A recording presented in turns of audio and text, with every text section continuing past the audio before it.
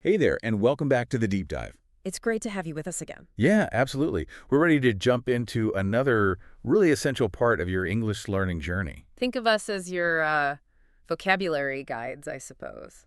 Exactly.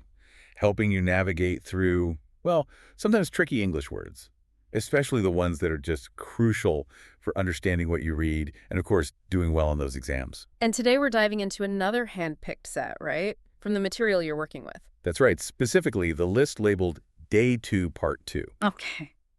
And, our goal here isn't just about, memorizing lists off by heart. No, definitely not. That only gets you so far. We want you to really get these words, Yeah. understand how they actually work in sentences, build that intuition that native speakers seem to have. It's all about learning words in context, seeing them in action, almost like absorbing them naturally. Because just knowing a definition on a flashcard, Yeah. well, it's not enough for those complex reading passages, is it? Not at all. You need to see how they connect with other words. What are their usual partners, those collocations we keep talking about? Right, and how does the sentence structure change things? That's what really unlocks the deeper meaning, and honestly, helps you read faster, too. It's like building a whole network of meaning around each word, not just a single dictionary link. And today's words give us some really great starting points for building those networks. That sounds good. Where are we starting? Okay, let's crack open the source material. First, group up. We have prolong, profound, and foundation. Ah, interesting set. They're not synonyms, obviously, but they do seem to touch on ideas of, depth, maybe extension, or having a solid base for something. Let's take prolong first. This one feels, well, pretty direct in what it means, doesn't it? It does, generally. Prolong is a verb. Its main job is to make something last longer than it was supposed to, or maybe just to delay the end of something. So you're actively stretching it out in time. Exactly. You're increasing the duration. The example sentence in the source is, the operation could prolong his life by 2 or 3 years. Perfect example. It shows prolong in a very common situation, extending time.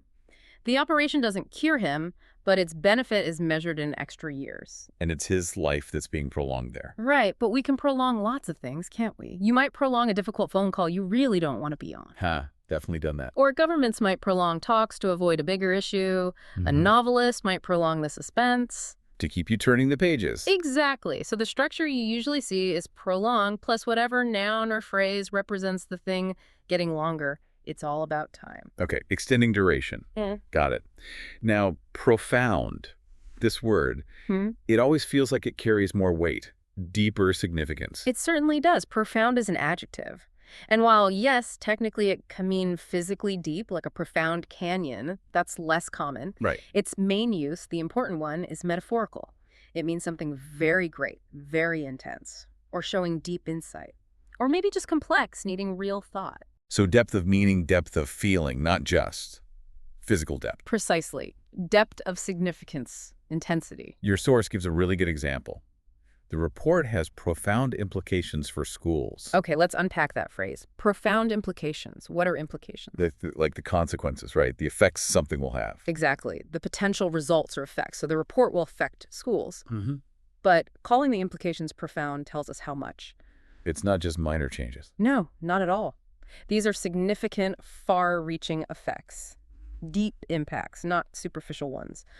Profound implications, that's a really common and powerful pairing, a collocation you'll see a lot in academic writing or serious reports. Like profound impact or profound effect, too? Absolutely. Profound change, all conveying that deep significance. And the source also shows the adverb form, profoundly, in a real exam sentence, which is useful. Oh, let's hear it. I had not realized how profoundly marketing trends dictated our perception of what is natural to kids. Oh, that's a fantastic sentence. Really shows the power of the adverb. Here, profoundly is modifying dictated. Which means strongly influenced or controlled. Right. So marketing trends didn't just nudge our view a little bit. They influenced it profoundly, deeply, greatly, to a really significant extent. It really emphasizes the power of those trends. It does. And the sentence itself makes you think, doesn't it? How outside forces can shape something we think is just natural. Using profoundly really hammers home the intensity of that influence. It wasn't casual. It was deep, formative. Understanding that adverb use is key, then, for catching the author's emphasis on the degree of influence. Exactly. It's crucial for accurate reading, especially in texts that analyze cause and effect. Makes total sense. It's all about that intensity and significance. Okay, last one in this group, foundation. This one makes me think of, well, a base, something solid you build on. That's the core idea. Spot on. Foundation is usually a noun. It's the base, the underlying support for something. Like the concrete under a house. That's the literal meaning, yes. The physical base holding a building up. But maybe even more often, you see it used figuratively. Okay. It's the underlying idea or principle or structure that something else depends on, the essential basis. Your source also mentions it can be an organization giving money, like a research foundation, but the examples focus on this base idea. Right. The first example is respect and friendship provide a solid foundation for marriage. Classic figurative use. Marriage isn't concrete, but respect and friendship are presented as its solid foundation. And notice that collocation, solid foundation. Yeah, that sounds familiar. It implies a strong, reliable, dependable base. Without it, the marriage might crumble. What else needs a solid foundation? An argument needs good evidence as its foundation. Perfect. A business needs solid planning. Learning English needs a solid foundation of basics, vocab, grammar. The word solid really emphasizes the strength needed in that base. And the second example, the real exam sentence, goes back to the literal meaning. It does, it says. The history of the EEOB began long before its foundations were laid. EEOB, Eisenhower Executive Office Building. That's the one. So here, foundations are the actual physical base of the building.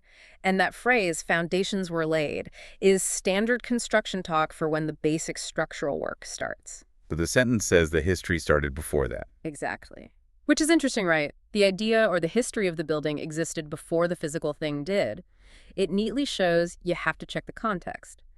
Is foundation talking about concrete, or is it talking about an idea or basis? So, thinking about prolong, profound, and foundation together, how do they link up? Maybe foundation is what you start with. The base. Yeah, the base. And profound describes how deep or important the thing built on it can be. The significance. And prolong is about how long it might last, its duration. That's a really nice way to connect them. They aren't related words by origin, mostly, but the concepts base, depth, duration are fundamental for understanding complex ideas or processes you read about. Recognizing them helps you grasp the structure, importance, and timescale. Okay, that makes sense. Right, let's switch gears. This next group looks potentially confusing. Ah, yes, the lookalikes and soundalikes. We've got loom, boom, bloom, gloom, boost, boast, and toast. They look or sound similar, but I bet the meanings are all over the place. You bet right. This group is a perfect illustration of why you can't judge an English word by its cover or its sound. Superficial resemblance means nothing for meaning here. Context is everything. Let's start with loom, just the sound of it. Loom. Feels a bit heavy, maybe threatening. That feeling is often quite accurate for its main use as a verb. Loom often means to appear, but like a large, indistinct, maybe menacing shape. Appearing out of the fog kind of thing. Exactly. Or, figuratively, it means something unwelcome or threatening is imminent, it's getting closer. The source mentions it can be a noun for a weaving machine, but the examples really focus on this verb meaning. Okay, the first example is there's a crisis looming. See, that uses the imminent and unwelcome sense. A crisis is bad news. And if it's looming, it means it's getting close, it feels like it's about to happen, and it's casting a shadow. Creates that feeling of something big and unavoidable coming your way. And the real exam sentence uses it similarly. My wife and I lectured about this looming danger 20 years ago. Another strong one. Again, something negative. Danger is looming. It's approaching. It's imminent. Looming danger is a very powerful, common collocation. And here looming is like an adjective, describing the danger. Precisely. It tells you the kind of danger, one that is close and threatening. These examples really pin down that sense of approaching threat when loom is used figuratively. Okay, loom equals approaching bad stuff, usually. Now, boom. Sounds completely different. Energetic, maybe loud. And the meanings are total different, too. Boom can be a noun or a verb. One meaning is about sound, a deep, loud, resonant sound. Think thunder or a big drum. Right. The other really common meaning, especially as a noun, is about a period of rapid growth, increase, or prosperity, often economic. Example for sound. Thunder boomed in the sky overhead. Straightforward. Boomed describes that loud, low, powerful sound. And for prosperity. Living standards improved rapidly during the post-war boom. And there's the totally different economic meaning. A boom period is when the economy grows fast, lots of prosperity. The post-war boom is a specific historical example. So you really need the context to tell those apart. Absolutely. Is the sentence talking about noise or the economy? Yeah. The surrounding words make it obvious. Post-war boom is a very specific phrase you'll encounter. Next is bloom. That feels lighter, more positive somehow. It usually is. Bloom as a verb mainly means when a plant produces flowers. Like roses blooming in spring. Exactly.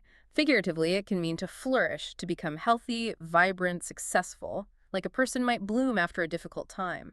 And as a noun, bloom is the flower itself. Example 1. Most roses will begin to bloom from late May. Simple literal meaning the act of flowering. Example 2. The plant produced a single white bloom. And there it's the noun, referring to the actual flower. The phrase begin to bloom signals the start of flowering.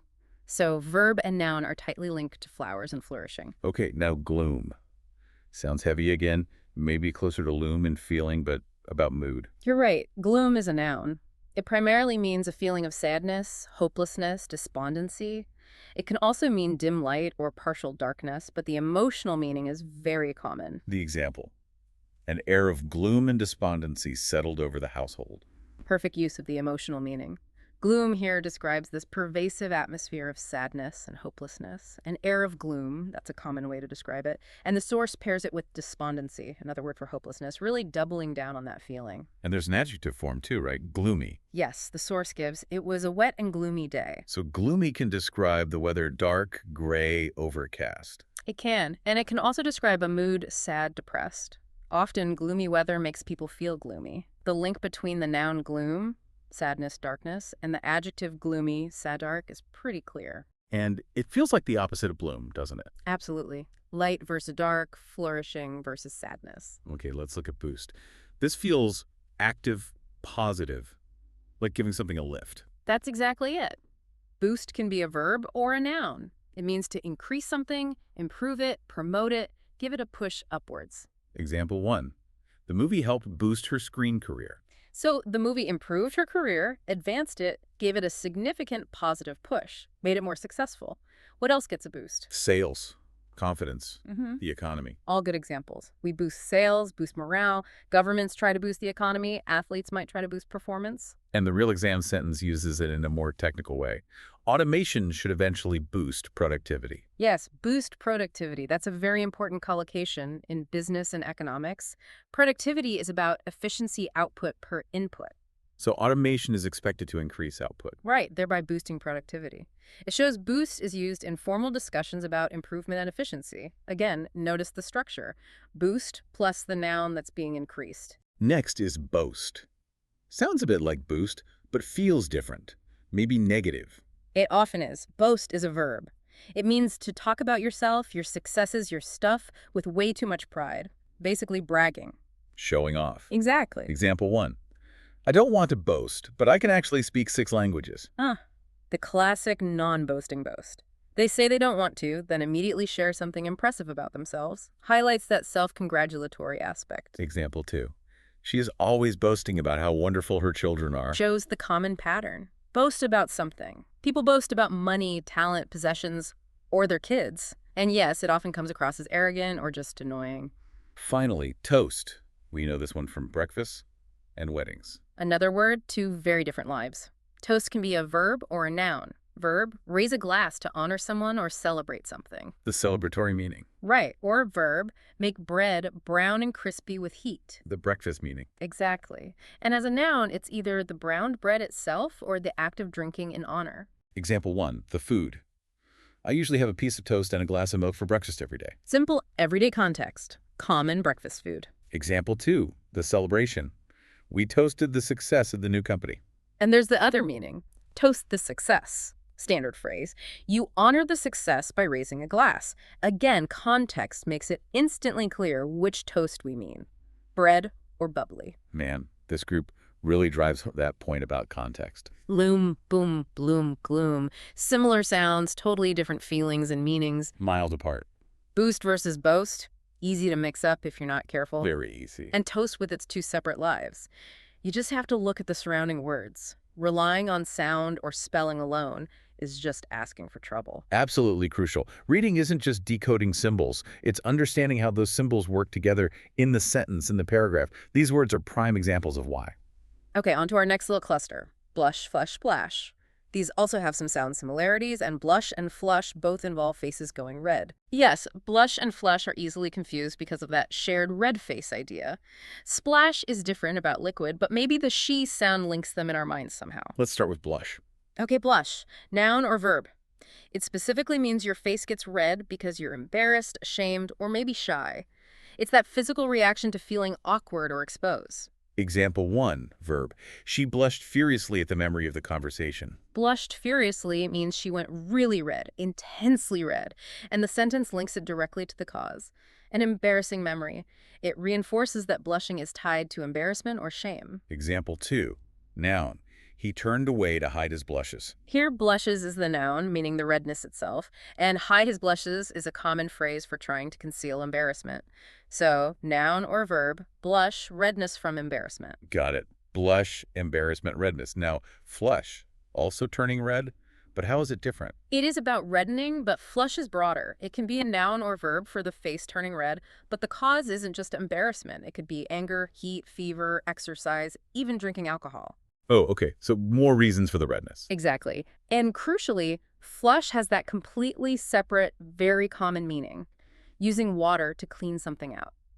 Like flushing a toilet. Right. Totally different. Example 1 for the red face. She flushed with anger. See, the cause here is clearly anger, not embarrassment. While you can flush from embarrassment, flush covers redness from lots of other things too. It suggests blood rushing to the skin more generally. And the water meaning example. Please flush after you use the toilet. Completely unrelated. Using water to clean or clear something, no connection to faces or emotions. Another word where context is absolutely non-negotiable. Definitely. And the last one here, splash. This sounds like it's only about external water, not internal reactions. Correct. Splash is about liquid hitting a surface. Verb, causing liquid to fly in drops, wetting something that way. Noun. The sound of something hitting water or the liquid mark left behind. Example 1, verb. He splashed his face with cold water. Describes the action throwing water onto his face. The verb splash tells you how the water was applied. And the real exam sentence example uses the noun for sound. She jumped into the pool with a splash. Right. Here, splash is the sound she made hitting the water. With a splash is a very standard way to describe that noise. So blush and flush, partly, are about the face's internal reaction. Turning red. While splash is all about external liquid hitting something, or the sound it makes. Okay, quick recap. Blush mostly for embarrassment, redness. Flush is wider face, redness, anger, heat, plus the water cleaning meaning.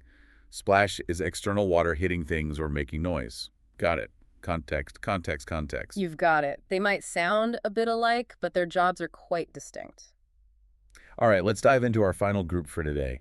This one seems themed around unhappiness, pain, sorrow, even betrayal. We have traitor, complain, groan, gross, moan, mourn. Yeah, this cluster covers various ways people react or express themselves when things are bad, when trust is broken, or when they're distressed. Let's start with betray and traitor. They feel like two sides of the same coin. They absolutely are. Betray is the verb, the act of being disloyal, especially helping an enemy against your own side. Or it can mean unintentionally revealing something, like betraying your nervousness. Leaking information or feelings. Right. And traitor is the noun, the person who commits that act of betrayal, particularly against their country or group. Example 1 for betray. Yeah. She felt betrayed when she found out the truth about him. That's the personal sense. Someone broke her trust, acted disloyally, causing that feeling of betrayal. Example 2 for betray. He's been accused of betraying his former socialist ideals. This shows you can betray abstract things too, ideals, principles, beliefs. It means abandoning them or acting against them. And for traitor. There's a traitor in our midst. Uses the noun traitor to point out someone within the group, in our midst, among us, who is disloyal. Another traitor example. He was labeled as a traitor by his former colleagues. Shows being called a traitor is a very serious charge. It implies a fundamental breach of loyalty to that group, his former colleagues. Links directly back to betray. Okay, moving to complain. We all know this one, right? Expressing you're unhappy about something. Pretty much. Complain is the verb, expressing dissatisfaction or annoyance, and the noun is complaint. Example 1. The couple complained about the high cost of visiting Europe. Standard use. Complain about something. The high cost is the reason for their unhappiness. But the real exam sentence uses a different preposition. American farmers have been complaining of labor shortages for several years. Ah, good catch. Complain of. This structure is often used when talking about ailments, symptoms, or ongoing problems or difficulties. Like complaining of a headache. Exactly, or complaining of difficulties, or here, complaining of shortages. So complain about is general dissatisfaction. Complain of often reports a specific problem or condition being experienced, worth noting that small difference. And another exam sentence uses the noun. But there are a few places where clients have more grounds for complaint than America. Right, uses the noun complaint. And that phrase, grounds for complaint, very common collocation. It means legitimate reasons or justification for complaining. You see this a lot in discussions about rights, services, legal stuff. Sounds more formal. It often is. Shows why knowing these common phrases is important for understanding different types of texts. The source also gives a simpler noun example.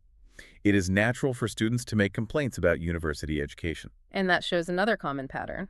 Make complaints about. Instead of just students complain, you can say they make complaints. Seeing all these variations, complain about, complain of, grounds for complaint, make complaints, helps you build a really full picture of how this idea is expressed. Now, groan and moan. These sound similar to complain in some ways, but also like sounds of pain. Yes, exactly. Groan and moan are very close. Both can be verbs for those low, unhappy sounds you make when you're in pain or really miserable. Like someone injured. Right. But both can also be used figuratively to mean complaining, often suggesting weariness, suffering, or strong dissatisfaction while complaining. Groan. He lay on the floor groaning. That's the literal sound of physical pain or distress. And the real exam sentence for groan. They're all groaning about soaring health budgets. And there's the figurative use. Groaning about means complaining loudly, maybe feeling really burdened or pained by the rising costs, soaring health budgets. It implies more suffering than just saying complaining. Moan. The injured man was lying on the ground, moaning. Again, the literal sound of pain, very similar to groaning. And the real exam sentence for moan. Their rules, moan the banks, have forced them to report enormous losses. Another figurative use, often seen in news reports. Moan the banks acts like, say, the banks or complain the banks. Yeah. It tells you the banks are expressing strong unhappiness about these rules they claim are causing big losses. It's like attributing the complaint to them using the word moan. Exactly. Compare groaning about budgets and moan the banks. Both use sounds of pain metaphorically to express strong dissatisfaction. So groan and moan can be literal pain sounds or figurative complaining, often suggesting hardship. Context is absolutely key, especially in exam readings. Precisely. Recognizing that dual meaning is vital. Okay, let's look at gross. This seems different, not really about complaining or sorrow. No, gross stands apart in this group. It can be a noun total income before deductions. More commonly, it's an adjective with a few meanings. It can mean total, like in gross profit. Before expenses are taken out. Right. It can also mean serious or unacceptable, like gross misconduct, or crude and vulgar, like gross jokes. The source example focuses on the financial meaning. Example. Investments showed a gross profit of 26%. That's the financial context. Gross profit is total revenue minus the direct costs of producing goods before other operating expenses. So it highlights that total before deduction sense of the adjective gross. Gross profit is a standard business term. Good to know. While the other meanings exist, the example focuses on that financial one. Yes, which is important for business or economics text. And finally, mourn. This one is clearly about sadness over loss. Yes, mourn is a verb. It means to feel or show deep sorrow or grief, usually because someone has died. It's strongly linked to grieving. But can you mourn other things? You can. You might mourn the loss of your youth or mourn the end of a particular era. It's about feeling deep sadness for something significant that's gone. Example 1. He was still mourning his brother's death. The most common use, grieving for a person. A real exam sentence. When our time of mourning is over, we press forward. This uses mourning as a noun, the period or process of grief. Time of mourning is a standard phrase. The sentence puts it in perspective. Grief is a phase, and then life moves on. Press forward. It shows how the concept is used when discussing loss and recovery. Exactly. And related words like mourner, the person, and mournful, the adjective for sad, build out this concept. So this last group covered a whole range of negative feelings and situations. Betrayal, betray, traitor, dissatisfaction, Yeah. complain, groan, moan, the financial term gross, and deep sorrow, mourn. Seeing those exam sentences for complain, groan, moan was really useful for how they pop up in real texts. Absolutely. And that really brings us back to the main point of all this, doesn't it? The absolute need to learn words not just as definitions, but as active parts of language, working within sentences and context. For exams, for fluency, you have to see them in action. Totally agree. It's not enough to know profound means deep. You need to see profound implications or profoundly dictated to feel its real weight and how it's used. You internalize it better that way. And when you analyze these examples, especially the real exam ones, you start spotting those patterns, the collocations. We saw so many today. Solid foundation, looming danger, post-war boom, boost productivity, grounds for complaint. Make complaints, groaning about, moan the banks, gross profit, time of mourning. Exactly. Those aren't random pairings. They're common chunks of English. Recognizing them makes reading so much faster because your brain grabs them as a single unit. And even noticing the little things like complain about versus complain of, or how looming acted like an adjective. That builds your grammatical sense too, which you need for tricky sentences. The whole goal is moving beyond single words, seeing how they form phrases, how phrases build sentences, how sentences create paragraphs and whole arguments. Every single example sentence we looked at is like a mini lesson, showing the word doing its job. Wow, okay, that really was a deep dive through Day 2, Part 2. We covered prolonged, profound foundation words about depth and time. Then the tricky sound-alikes. Loom, bloom, gloom, gloom, boost, boast, toast. The face water group. Blush, flesh, splash. And finally, expressing discontent and sorrow. Betray, traitor, complain, groan, gross, moan, mourn. And by digging into the examples, especially those real exam ones from your material, we've seen again just how vital context, collocations, and sentence structure really are. It's not just about knowing the definition, it's about knowing how the word behaves. So, as you keep learning, remember, true vocabulary power comes from seeing these words out in the world, in your reading, in listening. The more contexts you see them in, the more they become truly yours. And actively look for those patterns, the collocations, the typical sentence structures. They're the scaffolding for really solid reading comprehension. Well, this has been another session aimed at helping you become a more aware and confident English learner. We really hope exploring these words this way helps them stick. Maybe try using a few yourself. Write some sentences based on the patterns we saw. Yeah, great idea. Or even just think about which ones were new, or which example really made the meaning clear for you. Getting involved makes a difference. We're all on this learning path together. Absolutely. Until our next deep dive, then.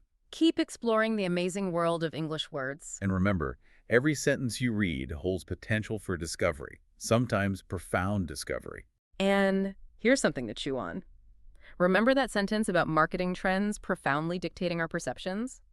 If external words can shape how we see things that much, how might consciously building your own richer vocabulary, giving yourself more precise tools for thought and expression, actually change how you experience and understand the world around you?